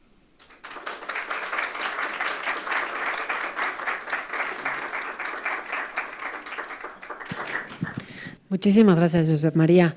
Y ahora abrimos el espacio para preguntas, comentarios. Levanten la mano, va a ser más fácil. Gracias. Buenas tardes, doctor. Mucho gusto en tenerlo por acá. Viendo sus primeros comentarios con respecto a este impulso, esta voluntad por reivindicar a ciertos grupos, ciertos usuarios, ciertos sectores que han estado tradicionalmente apartados, ¿no?, del discurso histórico. Me quedé pensando un poco en si tomó usted en cuenta si de alguna manera están considerados estos, digamos, usuarios no convencionales de ciertas arquitecturas que, pues, principalmente por razones socioeconómicas, no son normalmente los clientes a los que los arquitectos, sobre todo los grandes arquitectos, les conceden, pues, atención. De inmediato pensé, por ejemplo, en estas familias no convencionales o estos chicos huérfanos de los proyectos de Aldo Van Eyck. Y también me vino a la mente, por ejemplo, un texto que a mí me abrió mucho la mente con relación a estas posibilidades arquitectónicas en América Latina, que justamente se llama así, una nueva arquitectura en América Latina, que habla de todas estas intervenciones, obras nuevas, remodelaciones, ocupaciones de grupos que desde luego tienen que organizarse de algún modo para definir intereses comunes, pero que recurren a procedimientos que tampoco son convencionales, ¿no? Ocupar un edificio abandonado que quedó en Caracas, ¿no?, y que no se pudo terminar porque el dueño se murió y de pronto pues se metieron ahí las familias a ocuparlo, o construir poblados en las zonas rurales de Argentina para satisfacer las necesidades de los pueblos abandonados. Entonces, esto abre como una vía que me parece que se insertaría muy bien en este discurso que usted está planteando, porque es como otra arquitectura, ¿no?, que normalmente no vemos, no tomamos en cuenta, no conocemos. Sí, sí, no, estoy totalmente de acuerdo. Ilustrado, ha hablado de una parte, ¿no?, pero has tomado el desafío, ¿no?, de renombrar la arquitectura. Todo lo que has dicho es renombrar esta arquitectura que ha quedado al margen, ¿no?, la autoconstruida, de sectores marginados, de sectores que ocupan fábricas antiguas, etc. En Roma misma hay como unas 100 ocupaciones distintas, ¿no?, de centros sociales, culturales, de migrantes, etc., ¿no? O, no sé, lo mismo atender eso a la diversidad neuronal, autistas, o atender eso en otro sentido, ¿no?, a las diversas concepciones sexuales, ¿no? Todo esto son alternativas que se han de tener en cuenta, ¿no? Y es importante eso, entender que sí que tenemos como unos referentes, unos cánones, que son muy cerrados y muy limitados, ¿no? En cambio, con lo que tú dices se demuestra que es casi infinito lo que ha quedado fuera, ¿no? Eso, lo que tú dices, ¿no? Que esto lleva además a mecanismos no convencionales de ocupación o de cooperativas o movimientos urbanos o movimientos indígenas, etcétera, ¿no? Y que que digamos, nuestra cultura es una cultura, esta cultura racionalista patriarcal muy reductiva, ¿no? Que ha eliminado casi todo, ¿no? O sea, que ha construido unos cánones, unos referentes muy cerrados, ¿no? Cuando yo puedo hacer esta conferencia que es más académica, ¿no? En este sentido, y tú los ejemplos que sacarías, yo no he sacado prácticamente ninguno, ¿no? Yo los podía sacar, ¿no? Más hablando de vivienda autoconstruida, por ejemplo, o de acciones artísticas, etcétera, ¿no? O digamos, de acciones anarquistas, ¿no? Claro, digamos, sí, yo creo que es importante darse cuenta de esto, ¿no? Incluso en el mundo de la arquitectura, que es lo que yo enseñaba y con Zaida Mushi a nuestros estudiantes, es que no hay un solo modelo de arquitecto, ¿no? Que hay tantísimos modelos de arquitectos porque hay tantísimas realidades, tantísimos grupos humanos distintos, ¿no? Tantísimas situaciones distintas, sociales, perceptivas, etcétera, ¿no? Religiosas, espirituales, que claro, digamos, hemos de formarnos en esta enorme diversidad y en esta sensibilidad para saber ver precisamente todo esto que ha quedado excluido, ¿no? Yo estoy de acuerdo con lo que has dicho, y lógicamente, sí, algunos de los referentes que has citado, yo a veces los utilizo, claro, si hablo de vivienda, a veces no, pero a veces hablo de los barrios autoconstruidos, de políticas de autoconstrucción. Es cierto que, digamos, que hay autores y autoras que hablan más, digamos, de las alternativas, de propuestas marginales, etcétera, ¿no? Pero sí, estoy de acuerdo.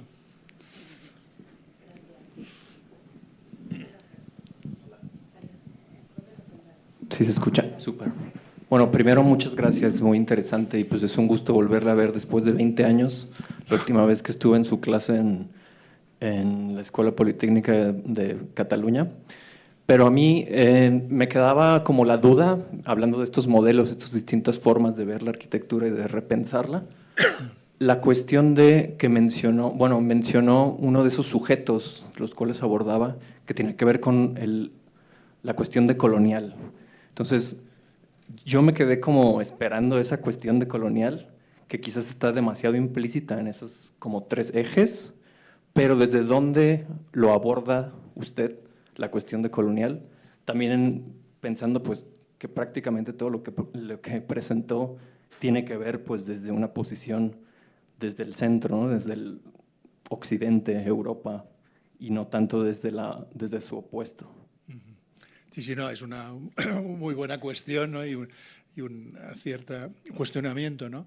Tiene razón, claro, digamos, no es fácil, claro, de la cuestión de colonial he leído menos, he leído más recientemente sobre textos postcolonialistas y decolonialistas. Bueno, ya he llegado a entender no hace tanto que postcolonial son más escritores angloamericanos y universidades de Estados Unidos, y digamos lo de colonial es más reivindicativo, más activista, y es más, digamos, del pensamiento latinoamericano. Y en el libro, digamos, sí que aparece, es, digamos, el cuarto eje que aparece menos, ¿no? Claro, digamos, piensa, digamos, ya entender, digamos, el feminismo, el ecofeminismo, siendo hombre, pues ya tiene, bueno, es como si tú dices, no, yo soy marxista y defiendo a los obreros, pero eres de clase media, pues, claro, entonces, de alguna manera, entender el feminismo, bueno, llevo bastantes años intentando entenderlo personalmente y culturalmente, ¿no? Y leyendo, etcétera, y viendo la óptica esta, digamos, de género, bueno, que tú hiciste el diplomado, ¿no? Pero bueno, digamos, es todo un ejercicio continuo, ¿no? Y que, bueno, no es fácil porque uno sabe que no es, digamos, Lucy Irigaray, toda su teoría es que somos seres sexuados. Y esto, de alguna manera, es así. Seremos hombres, mujeres, o LGTBI, etcétera, pero, digamos, el sexo te define en cómo percibes el mundo, cómo te influye, etcétera. Entonces, digamos, como ser sexuado masculino, puedes intentar entender, sin duda, la posición femenina de las mujeres, digamos, la discriminación, etcétera. Todo esto pero, lógicamente, es un esfuerzo. Y de colonial, claro, siendo español, Sí, digamos que es como una intención, quizás. Sí, es como una intención, algo que me interesa entender, y por eso viajo desde hace 30 y pico años, viajo a Latinoamérica, intento aprender, entender de cada cultura, de cada país. He estado una vez en el Amazonas, etcétera, pero claro, digamos, es todo un aprendizaje. No sé, soy admirador de Ailton Krenak, que es un filósofo brasileño nacido en la Amazonia, pero claro, es cierto, digamos, claro, yo vivo en Barcelona y vivo, claro, en un país que se aprovechó, bueno, que fue colonialista, ¿no? Entonces, para mí es algo que una luz, un aviso que continuamente tengo en la cabeza, pero que está claro que mi mentalidad de formación es dentro del patriarcado y que lógicamente yo he estudiado como académico en España los referentes, digamos, establecidos occidentales, ¿no? Y que tengo que hacer un esfuerzo para aprender de lo que pasa en los países asiáticos. De África prácticamente no tengo ni idea, y en cambio, bueno, Latinoamérica sí que es un lugar donde se puede aprender, ¿no? Entonces, claro, se trata de entender la crítica decolonial, ¿no? Y de entender, digamos, todas estas culturas que no se han tenido en cuenta y tenían muchísimos valores y que se han apartado, se han olvidado, muchas veces aún existen, por suerte, y se han de respetar más, ¿no? Pero bueno, digo que es una tensión, bueno, que también en México vivís, ¿no? Que está claro que, digamos, es una tensión, o en Brasil, que puede haber leyes defendiendo a los indígenas, a los pueblos primitivos, etcétera, pero sigue habiendo una discriminación, ¿no? Entonces, bueno, digamos, sí, pero tienes razón, digamos que en mis escritos aflora muy poco porque no es tan fácil cambiar, digamos, de posición y de mirada, ¿no? Aunque sea un reclamo de que tienes que, digamos, buscar referentes que no sean los de siempre, que sean, digamos, de otras culturas, etcétera, ¿no? Bueno, aquí, por ejemplo, que hayan citado a 2 arquitectos mexicanos, pero bueno, tampoco son arquitectos indigenistas, ¿no? O sea, que también son arquitectos metropolitanos, ¿no? Pero bueno, digamos, sí, yo creo que lo que dices tienes toda la razón, pero bueno, es un aviso. Yo lo digo sabiendo que, digamos, que no es que esté en falso, pero que estoy apuntando algo que en cierta manera me interesa, pero que tampoco yo puedo ser decolonial, más allá de leer y de respetar, intentar aprender de estas culturas, de estas lenguas, de esta diversidad que existe, digamos, en toda Latinoamérica o en México mismo, ¿no? Que hay tanta diversidad de culturas, de lenguas, ¿no? Intentar ser sensible a esto, ¿no? Que serían como unos primeros pasos, y pensar que la óptica desde estas posiciones es muy distinta a la mía, ¿no? a la occidental, a la europea, y la percepción, la sensibilidad, el saber también, ¿no? Entonces, entender eso de esta lección de que hay muchas maneras de ver el mundo y que la mía no es la única, ¿no? Y respetar estas otras, además con mucho respeto, porque han sido silenciadas, han sido recluidas, han sido dominadas, explotadas, bueno, y no digamos, en Guatemala hace solo 20 años exterminaban a los culturas, y Canadá, que ahora es un modelo, hace 30, o sea que, digamos, vivimos en, bueno, una sociedad, lo que es la historia, ¿no? Que sigue siendo violenta y sigue siendo de excluir y de dominar unas culturas sobre otras. El colonialismo no solo sigue existiendo, sino que hoy es más fuerte que nunca. Pero bueno, no, yo entiendo, sí tienes razón. En mis, Gracias, sí, en mis explicaciones, lo de colonial o esta crítica al colonialismo es aún muy tímida, porque claro, de alguna manera yo soy consciente de que… Poco a poco. Sí, poco a poco. Y que mi libro es un libro y mis referentes son muy académicos aún. Sí, es decir, porque es mi cultura. No, ¿no? y también los estudios decoloniales son están muy, digamos, avanzados y desarrollados en el norte global. Entonces también por eso como que me quedaba esa idea, esa curiosidad, si ya tenía algún autor, algún enfoque, algún concepto, la matriz de colonialidad, quizás estudios anticoloniales, que ese es un buen puente que une estas 2 posiciones. Sí. Pero bueno, sí, claro, muchas gracias por… Sí, he leído algunos textos, pero no suficientes como para tener una idea propia, Gracias. más allá de unas primeras informaciones. Sí. Gracias. ¿Qué tal, Josep María? Mi pregunta va hacia este posicionamiento de repensar y reimaginar posiciones que ya están dadas por hechas, que me parece una importante labor, y más en la arquitectura contemporánea y en la academia, pero quienes ya estamos de salida y nos estamos aproximando y asomando al mundo laboral y a un sistema que vemos radicalmente cerrado y poco dispuesto al cambio, ¿De qué manera o qué consejo nos das para mantener el optimismo y la propuesta? Sí, sí. Vamos a mantener el optimismo porque es eso, hay muchas posibilidades, hay muchas alternativas. Es cierto, digamos, que sí, que el sector inmobiliario es muy duro, ¿no? Y también la administración es una administración, digamos, eso es lo que he explicado antes, ¿no? De que la administración, por muy progresista que quiera ser y muy al día que quiera estar y sensible, está muy lejos de la realidad. Digamos, yo he sido político 4 años y yo cuando iba a Madrid a hablar con los políticos, claro, como yo estaba en el Ayuntamiento de Barcelona y veía los problemas de los barrios, veía que no tenían ni idea de lo que pasaba en España, los políticos que estaban en Madrid.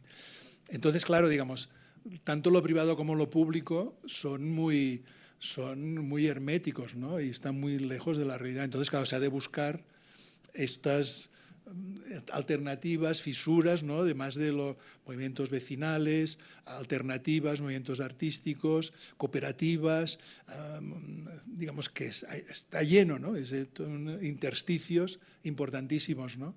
Y buscar por ahí, que es donde hay posibilidades. Es cierto que el mundo inmobiliario no lo puedes descartar porque es dominante, como más sensible sea y más haga arquitectura más sostenible, mejor, pero bueno, es muy difícil, bueno, intentar llegar a ciertos acuerdos o que se sensibilice un poco más, y la administración, claro, votar para tener administraciones sensibles, ¿no? Abiertas, democráticas, que sean sensibles a las reivindicaciones sociales y que realmente den estas posibilidades, ¿no? Que yo entiendo, digamos, que para los jóvenes, los que estudiáis arquitectura, ¿qué arquitectura vais a hacer? Puede crear cierta inquietud, pero hay inmensas posibilidades, muchísimas. Pero también el problema de la vivienda no es un problema acuciante, ¿no? Que, sobre todo para los jóvenes y para amplias capas sociales, ¿no? Pero claro, digamos, alternativas hay muchísimas, ¿no? También es un poco lo que tú decías, ¿no? La cuestión es verlas, ¿no? Verlas, porque claro, en principio no te las muestran los medios no te van a mostrar estas alternativas, las has de buscar, pero claro, son múltiples, ¿no? y diversificadas, y siempre puedes encontrar tu lugar, ¿no? Yo creo que, en esto soy optimista. Ahora, claro, es cierto que digamos, las fuerzas contra las que luchas son muy, muy potentes. Y la alternativa, claro, es tener unas administraciones democráticas y sensibles que tengan una cierta complicidad con los movimientos sociales y las reivindicaciones y la igualdad, ¿no? No sé si te... Sí, gracias. Muchas gracias. Muchas gracias. La última vez que lo escuché fue en Caracas, hace 30 años. Por ahí, más o menos. Sí. Le agradezco muchísimo la imagen de la Ciudad Universitaria de Caracas, que es mi alma mater.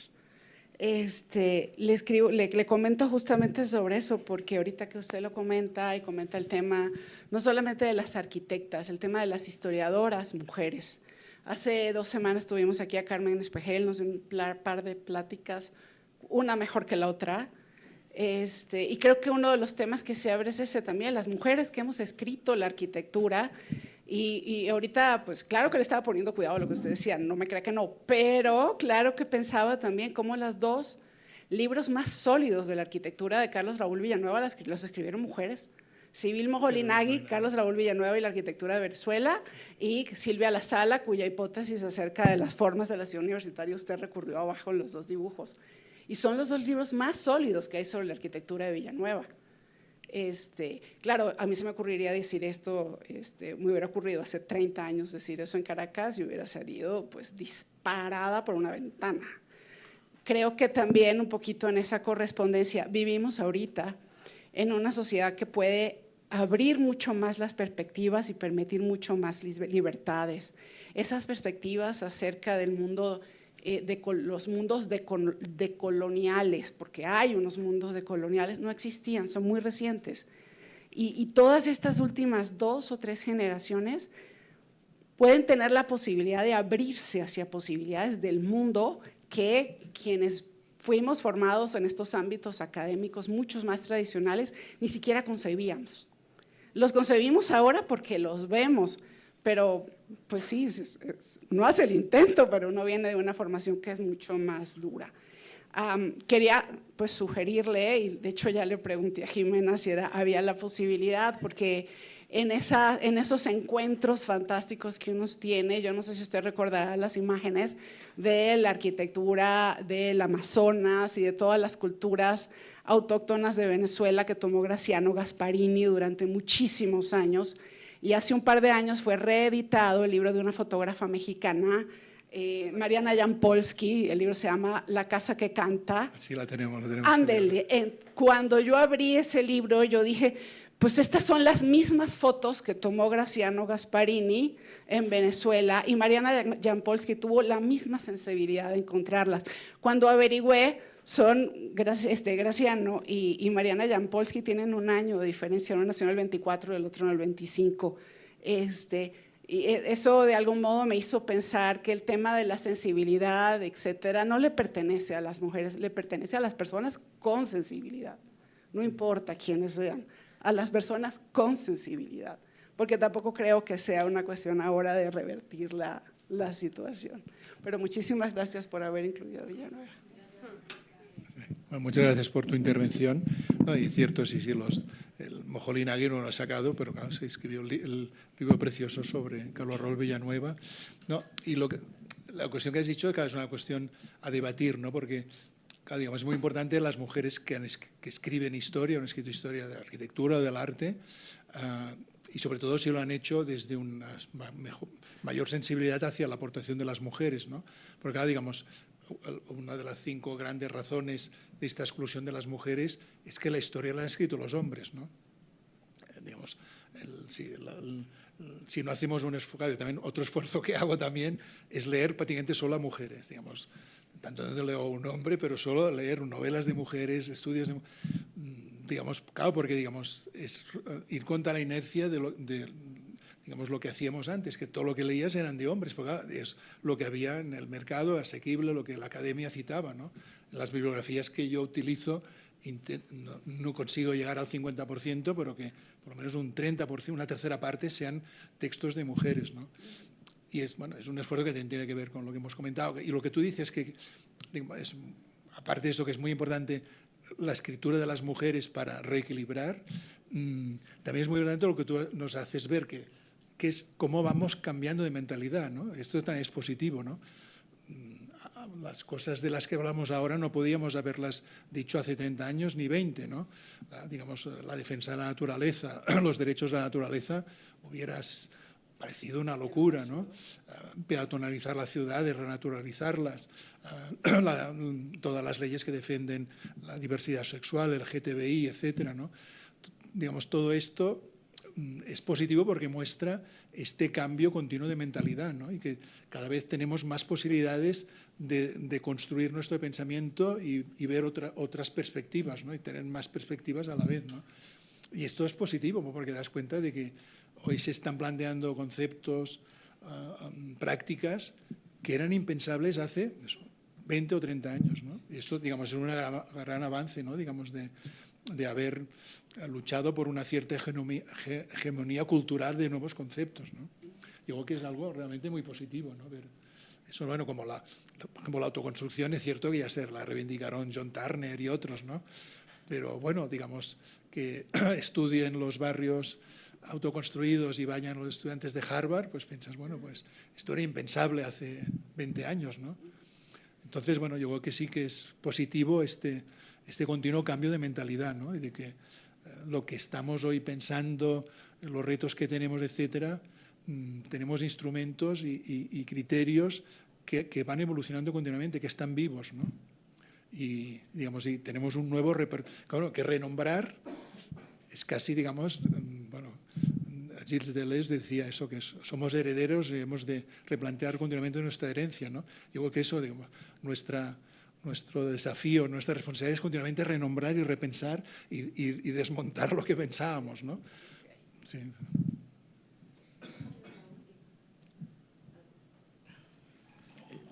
Gracias por la plática, la erudición. Los que pues, nos formamos como arquitectos leyéndote, yo siempre me he quedado con esta sensación de que para entender de lo que estamos hablando hay que recurrir a tus libros, ¿no? Es como un termómetro, es una, ¿no? Desde la modernidad superada, ¿no? Como para hilar cosas habría que leer a Montaner o a Iñacis o La Morales, ¿no? Pero ahí va como un reclamo como lector y como tu fan. De repente se extraña que en ese termómetro no hay como la crítica o la deconstrucción del discurso del que nos apropiamos los arquitectos, ¿no? Porque hay como hay una validación de ese discurso, ¿no? Pero no hay una crítica a él, ¿no? Me pasa, a lo mejor ya por mi edad, ¿no? y por mi género, ¿no? Que veo que hay como una apropiación de pronto, no lo digo de tu obra, sino en el discurso, ¿no? Que si no es al crítico, al erudito, al que le toca un poco también deconstruir eso, también hacer crítica de ese discurso. No sé si me explico. Esa es como mi pregunta. ¿Tú cómo ves tu trabajo? ¿Tu trabajo es un termómetro o es una crítica? Sí, no, lo que dices es muy interesante. Bueno, muchas cuestiones a la vez. No, lo que dices, claro, digamos que son cuestiones que han ido saliendo también, ¿no? Otra crítica, es muy difícil salir de nuestra mentalidad de arquitectos, que al fin y al cabo también hemos tenido años de formación de arquitectos, lecturas, tenemos una visión del mundo que la defendemos porque defendemos la calidad del espacio público, de la vivienda, etc. Tenemos unos valores, ¿no? Pero también tenemos eso, un lenguaje, una narrativa. Y claro, es cierto, digamos, como profesor, al final cuando escribes buscas que te legitime en cierta manera la academia, el público, los lectores. Claro, es difícil salirte de este relato porque, claro, buscas un cierto reconocimiento y para conseguirlo puedes ser crítico, autocrítico, introducir nuevos elementos, cambiar repertorio y buscar nuevos referentes. Pero sí, claro, estar en cierta manera un poco prisionero de tu propio lenguaje, formación de arquitecto, tu visión, y luego eso, digamos, de que aunque te dirijas al público, te diriges también a un cierto público culto que te puede entender o quieres que la academia te legitime, ¿no? Digamos que tu texto, de alguna manera, pues esté bien citado todo y sea un texto, digamos, bueno, sí, de eso, que entre dentro de un relato, de una narrativa arquitectónica que sí, claro, que es en cierta manera es cerrada y excluyente, sí, tienes razón. En cuanto a mis libros, sí, claro, yo diría como cualidad que sí que han sido, cualidad y defecto, ¿no? Como bastante en sintonía con lo que pasaba, ¿no? Y creo que mucha gente me lo ha reconocido, de tener una cierta capacidad de entender muchas cosas que pasaban, de las que la gente tenía en la cabeza, que se discutían, que se debatían en congresos, en movimientos urbanos, etcétera, y escribirlo, ¿no? Yo creo que en esto he tenido bastante habilidad. Ahora, claro, la crítica es, puedes decir, bueno, pero has cambiado mucho, ¿no? Has ido, en cierta manera, pues defendiste el posmodernismo, ¿no? Yo sigo defendiendo, pero es cierto, digamos, claro, hay como posiciones más fijas, en las que es más, quizá no te equivocas tanto, porque sigues siempre argumentando lo mismo, más clásicas, ¿no? Más disciplinares, y claro, posiciones más de intentar ser una antena de lo que pasa, que es lo que yo intento hacer, lógicamente te hace fluctuar más, ¿no? Y te hace quizá un poco más vulnerable al paso del tiempo, ¿no? Pero yo soy consciente de eso, o sea, soy consciente de las servidumbres que tiene, pero también, digamos, para mí es vital estar vivo, la curiosidad, el incluir nueva bibliografía, nuevas lecturas, nuevos referentes, es esencial, ¿no? Y bueno, es así, pero claro, digamos, se me puede criticar lo que falta o lo que dije en un cierto momento que bueno, lo dije pues hace 30 años que había cosas que no las podíamos pensar, ¿no? Bueno, no sé si he contestado a tu comentario, ¿no? Gracias. No, muchas gracias, todas las preguntas han sido, bueno, opiniones sumamente interesantes, muy buenas. Todas han dado mucho que pensar.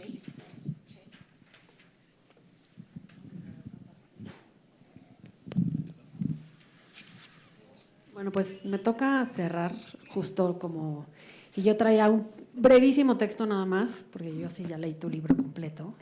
Entonces hice así nada más como un cierre en realidad, en donde dice: en renombrar la arquitectura en su evolución técnica, formal y ética, Josep María Montaner nos recuerda que las palabras importan porque organizan el mundo. Durante décadas hablamos de progreso, innovación, iconicidad, crecimiento, y hoy nos enfrentamos a ciudades fracturadas, crisis climática y desigualdades habitacionales profundas. Algo en el lenguaje y en lo que ese lenguaje legitimó necesita revisarse. Este libro, y Josep María hoy con su conferencia, no propone una nostalgia disciplinar ni un ajuste cosmético. Propone algo más incómodo, repensar la arquitectura desde su responsabilidad, entender que la técnica ya no puede desvincularse del impacto ambiental, que la forma no puede separarse de las condiciones sociales que la producen y que la ética no es un capítulo final, sino el punto de partida. Renombrar es asumir que proyectar es tomar postura, que enseñar arquitectura es formar criterio, que investigar es incomodar inercias y que la evolución técnica y formal solo tiene sentido si avanza junto con una evolución ética. En un momento en el que las ciudades latinoamericanas enfrentan tensiones profundas, vivienda, territorio, desplazamiento, crisis climática, esta conversación no es abstracta, nos toca, nos interpela y nos obliga. Josep María, muchas gracias por venir a la Ibero a abrir esta discusión con nosotros.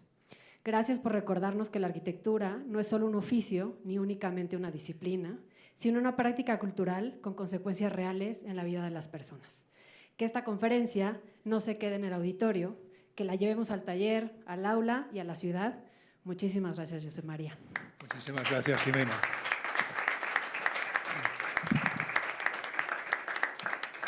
Y muchas gracias, ha sido un placer dar esta plática. Bueno, y bueno, espero que haya oportunidades para dar otras de mi repertorio, que bueno, esta es una, pero hay muchas más. Bueno, y ahora me toca leer este reconocimiento.